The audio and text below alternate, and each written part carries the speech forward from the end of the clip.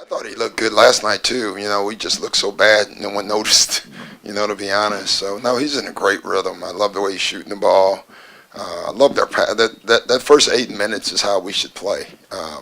Just the energy, the downhill attacks. The three-guard lineup is tough. Those three guys, because we literally put Chris on, the least, to give him more rest, and it was just a good way to start the game. It seems like in these first two games you've staggered Chris and Blake in Yeah. an effort to kind of look at that. What have you liked so far about that look? And Well, I didn't like anything last night, so I can't even answer again. But tonight, I liked the way we used Chris. I liked that he didn't have to guard the better guys. That gave him energy.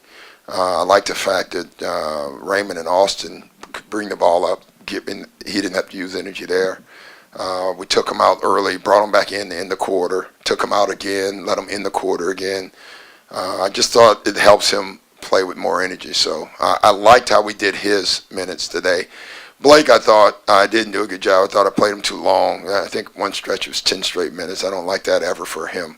But he looked so good that, he can fool you. Doc, what do you think of the chemistry of that three-guard group that you started out there today with Chris and Raymond and Austin?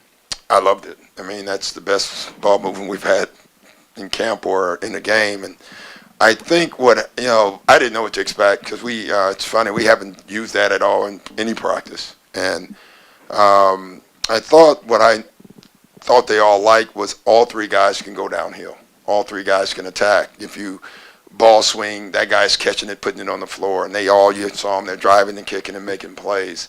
And that puts a lot of pressure on your defense. And also thought they tried to find who they thought was the guy they could drive it on. Usually on the other team, there's always one, and I thought they just did it on their own. They kind of found it. And I thought Blake and DJ just did a great job of playing off of those three guys. It's pretty good.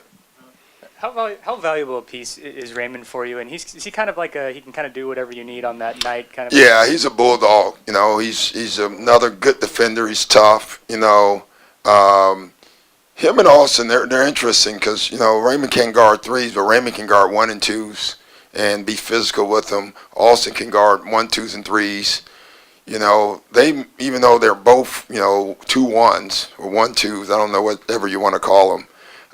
They both have the ability to physically fight and defend, and that's why I wanted to look at that today. I just wanted to see could they do it. Austin picked up those 2 fouls. Up until then, he was guarding DeRozan great, and then we take him out and DeRozan goes off. So he's gotta know if he's guarding one of the better guys. He wasted 2 fouls. You can't waste the foul if you're the guy that's guarding their good guy. So that's probably a lesson for him.